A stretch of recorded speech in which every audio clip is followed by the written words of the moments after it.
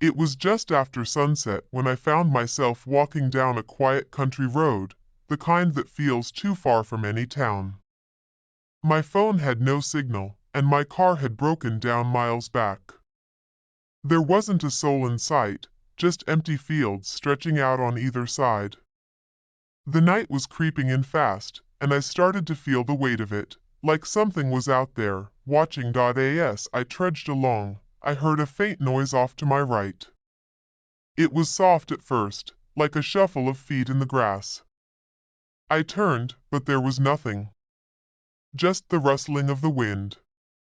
I chalked it up to nerves. But then, I heard it again, closer this time. The hairs on the back of my neck stood up. I squinted into the shadows, but still nothing. I picked up my pace, trying to ignore the feeling of being watched, but the sounds followed. The crunch of grass underfoot. The movement in the dark. I knew it wasn't my imagination. Suddenly, I saw it. A large figure moving in the distance. It was too dark to make out clearly, but it was big, like the shadow of a horse, or something bigger. My heart started pounding. The shape grew closer, and that's when I saw it, a massive sheep. At first, I thought it was just a sheep in a field, but there was something off about it. The size, for one. It was too big. And the way it moved, it wasn't the usual shuffle of a sheep. It moved like it was stalking something, or someone. I froze, watching as it came closer. The sheep's wool was matted, dark in the twilight, but its eyes were unnaturally bright. They glinted like they were alive with some dark purpose. I took a step back, my legs heavy, but it was like it knew exactly where I was. It moved closer, its heavy breath carrying on the night air. I didn't know what to do. My phone was useless. There was no help coming. The sheep stopped just a few feet away, staring at me with those glowing eyes, its massive form blocking the path. My gut told me to run, but my legs refused to move. I was rooted to the spot, like prey frozen in front of a predator, and then, just as I thought I couldn't stand it anymore, something even worse happened. A low growl rumbled from behind the sheep. My heart skipped a beat. Slowly, the sheep shifted, revealing something even larger behind it. A lion. Its body was thick and muscular, and its mane looked wild in the dim light, almost like flames. I couldn't breathe. I was stuck in a nightmare. The lion's eyes locked on mine, and the weight of its gaze made me feel smaller than ever. It was so still, like it was waiting for me to make a move. My body screamed to run, but I had no idea where. The road was empty. I was alone, but then, a miracle. The lion looked away for just a second, distracted by something in the distance. It was enough time. I bolted, forcing my legs to move faster than I'd ever run in my life. I didn't look back. I just ran until I was gasping for air, until my legs felt like they were going to give out. When I finally stumbled into a small clearing, I dared to glance behind me. There was nothing there. No sheep. No lion. Just the night, quiet again, like it had never happened. I made it to a nearby farmhouse after that, too shaken to explain what I had seen. But I know what happened. I'll never forget those eyes. It was real. And that night, I learned something. There are places where the wild things still roam. And sometimes, they don't just live in the woods. They wait in the shadows, just out of sight, ready to pounce. I don't walk that road anymore, not ever again. I take the long way home now. And every time I hear a rustling in the distance, I remember that night. And I make sure I'm never alone in the dark again. It was a cold autumn evening when I was walking back from the local store, the quiet of the country road surrounding me. The sun had set hours ago, and the faint glow from the street lamps barely touched the edges of the path. The air smelled of wet leaves and something else, something sharp, like metal. I took my usual route, the one that cut through the old farm fields. The gravel under my boots crunched with each step, and the world around me felt unnervingly still. It wasn't unusual to see farm animals grazing in the fields, but tonight, something felt different. I noticed them a few hundred feet ahead. At first, I thought it was just a flock of sheep, moving slowly in the twilight.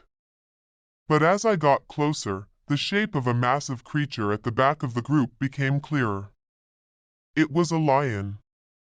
Not a figurative one, not a statue, but a real, massive lion standing at the edge of the field, its eyes glinting in the low light. I froze. The sheep were scattered around the lion, moving in small, slow circles. But the lion didn't seem interested in them. It was staring straight at me. My heart began to race. I wanted to turn and run, but my legs felt like they were glued to the ground. The lion stood still, its muscles tensed, like it was waiting for something, waiting for me. I started walking again, slower this time, my eyes never leaving the lion. It didn't move. I tried to tell myself it was just a trick of the light, some kind of wild animal caught in the wrong place at the wrong time. But the longer I stared, the more real it seemed. Its fur was thick, and its teeth glistened even in the dim light. My pulse hammered in my ears, and I felt like I was caught in a bad dream I couldn't wake up from. I quickened my pace, but I didn't dare take my eyes off it. Then, I heard a sudden rustling behind me. The sound of something moving fast, the crunch of hooves on gravel. I turned, expecting to see more sheep or some other animal, but there was nothing.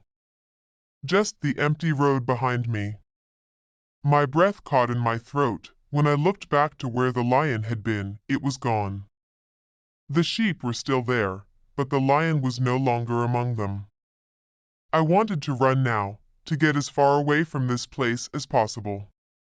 But something told me to be careful, not to show fear. I kept walking, fast now, my mind spinning. Maybe the lion was just a figment of my imagination. Maybe it had been a wild animal, confused or lost. But I couldn't shake the feeling that something was off, something darker. The gravel road curved around the field and led me to a small gate that separated the farmland from the forest. I had always taken this shortcut, but tonight, as I reached the gate, I saw the lion again. It was standing just outside the shadows of the trees, still watching me, but this time, it wasn't standing still. It was moving. Slow and deliberate. My instincts screamed at me to run, but I didn't. I stood my ground, my hands trembling but firm at my sides. It came closer, step by step, until it was just a few feet away, close enough that I could smell the faint musk of its breath. Then, in an instant, it stopped, its amber eyes staring into mine. I could hear my heart pounding in my chest. But the lion didn't make a move. It simply stared at me, like it was weighing something. For a moment, I thought I was going to die, but then, the lion did something unexpected. It turned away. Slowly. It didn't run, but it didn't attack either. It just walked back into the field, disappearing into the darkness with the sheep. As if it had lost interest in me, as if I was no longer a threat or a curiosity. I stood there for what felt like forever, trying to steady my breath. When I finally gathered the courage to move, I made my way past the gate and into the forest, not daring to look back. It wasn't until I reached my house that I let out a long breath, feeling my body finally relax. The whole experience was surreal, like something I might have imagined. But I knew what I saw. And I knew that whatever that lion had been, it wasn't something I wanted to encounter again. The next day, I spoke to a neighbor about it. She laughed, saying I must have seen a wild animal that had escaped from one of the nearby farms. But as she spoke, I noticed something strange. Her eyes flickered with a look of worry. Like she knew something I didn't. That night, I decided to drive down that same road again, just to be sure. And when I passed the old farm fields, I saw it again. The lion. But this time, there were no sheep. It was alone, standing still at the edge of the field, just watching the road. I kept driving, my hands gripping the wheel so tightly my knuckles ached. Maybe the lion wasn't a threat after all. Maybe it was just watching, keeping its distance. But whatever it was, I knew one thing for sure. It wasn't something I would ever forget. It was late afternoon when I found myself walking down a quiet, narrow road that cut through the thick woods near my cabin. The trees were dense, blocking out most of the light, and the air was thick with the smell of damp earth. I didn't usually walk this far out, but that day I had decided to stretch my legs and clear my mind after a long week. The road was barely used, and I had only seen a few cars pass by during the entire trip. As I walked, I noticed something strange, a flock of sheep grazing just off the path. It wasn't unusual to see sheep around here. There were a few farms scattered in the area. But these sheep were different. They stood unusually still, their heads lowered, as if they were watching something. I stopped, feeling uneasy, though I couldn't explain why. The stillness of the moment was unnerving, and the sound of their hooves on the grass was too quiet, almost like they were holding their breath. I tried to shake off the feeling of discomfort and continued walking, but then I heard something. A low, deep growl. My heart skipped. I froze, not sure what it was, but I instinctively knew it wasn't a sound from the sheep. Slowly, I turned my head to see something emerging from the trees on the other side of the flock. It was massive, a lion. Its golden fur shimmered in the fading light, but there was no mistaking what it was. The creature stood tall, its body rippling. I was driving through the countryside, heading to a small town for a work trip. The road twisted and turned, barely wide enough for my car. There was no one else on the road. The sun was starting to dip behind the hills, casting long shadows across the fields. I wasn't in a hurry, so I slowed down and rolled down the window to let the fresh air in. When I saw it. Off to the side, on the edge of a field, a lone sheep was standing still. Its wool was matted, dirty from the long months of winter. It seemed odd to see it there by itself, but I didn't think much of it. I'd seen sheep out here before. They weren't unusual, but as I kept driving, I noticed more. Not just one or two, but several, maybe even 20 or more, scattered along the side of the road, some of them standing still, others grazing in the grass. I thought about pulling over to get a better look, but something about it felt off. I kept driving, but the sheep didn't leave my mind. The more I looked, the more unsettling it felt. They weren't just scattered out in the field, they were positioned in strange places, like they were watching me. Then, in the distance, I saw something bigger moving in the shadows. My heart skipped a beat. At first, I thought it might just be a rock or a large tree stump, but then it shifted again. It was unmistakably a lion. I knew that lions weren't native to this area, so I had to be wrong. Maybe it was some kind of mistake, a trick of the light.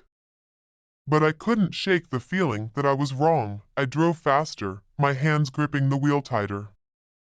I didn't want to look back, but I couldn't help it. The sheep were still there, some of them following the car now. And the lion, it was closer. I could see its eyes, glowing yellow in the fading light. It was moving, but not in the way a lion should, slow, almost deliberate, like it was calculating something. My foot was on the gas, but my mind was racing. I could hear the beating of my heart in my ears, and I prayed I was just imagining it all. There was no way a lion would be out here. It was just some trick of the shadows. I told myself, but when I reached the next bend, the road widened just enough for me to see clearly. And that's when it hit me. The lion wasn't alone. There were more sheep, hundreds of them, surrounding the road. The lion had been herding them, guiding them like some twisted shepherd. I slammed my foot on the gas, the engine roaring as I sped past the endless line of sheep. I dared not look back. The lion was still there, but I didn't want to know how close it had gotten. Finally, I reached the town, pulling into the first gas station I could find. My hands were shaking, and my breath came in short, sharp gasps. I got out of the car and stood there for a moment, trying to calm myself. I had no explanation for what had just happened.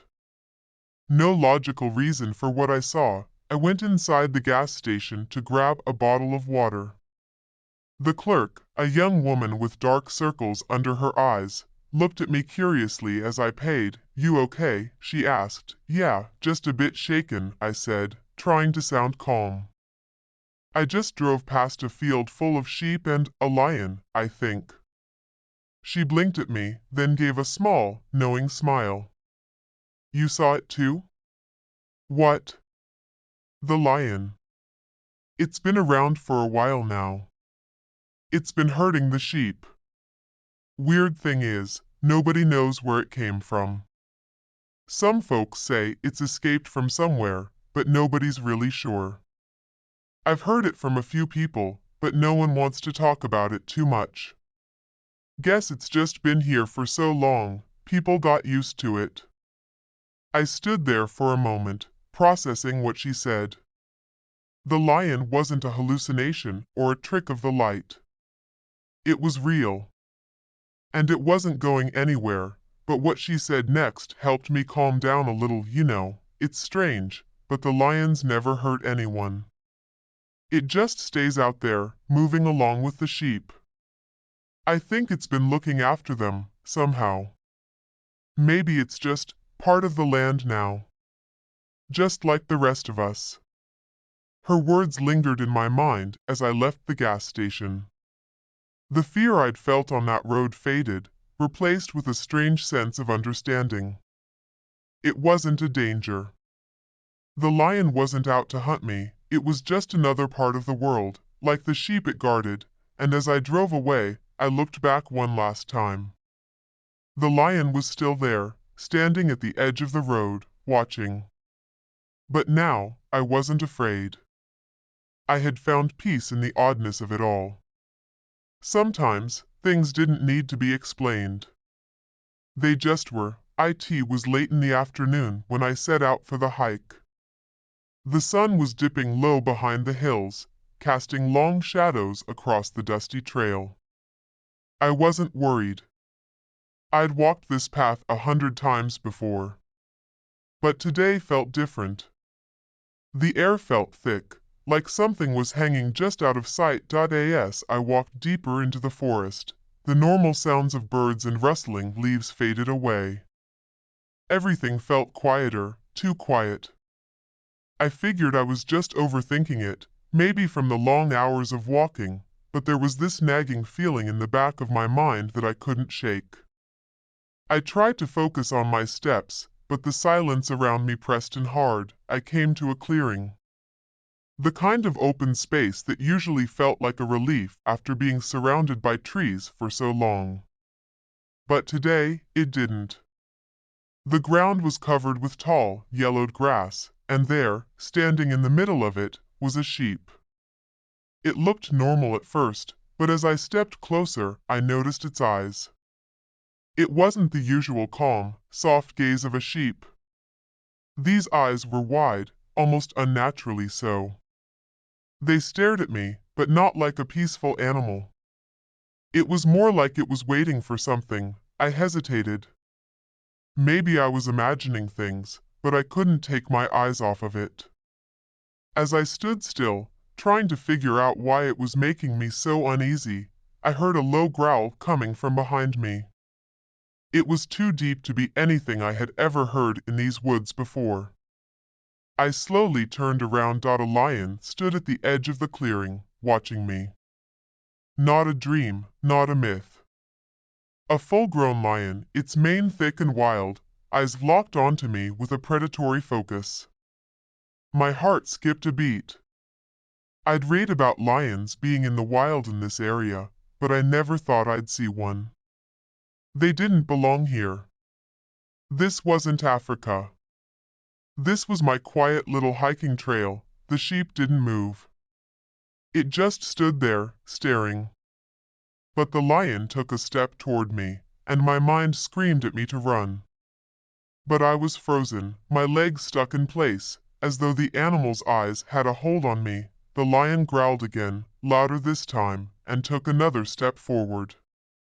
My instincts kicked in, and I bolted. I ran as fast as I could, stumbling over roots and branches, but I could hear the lion behind me.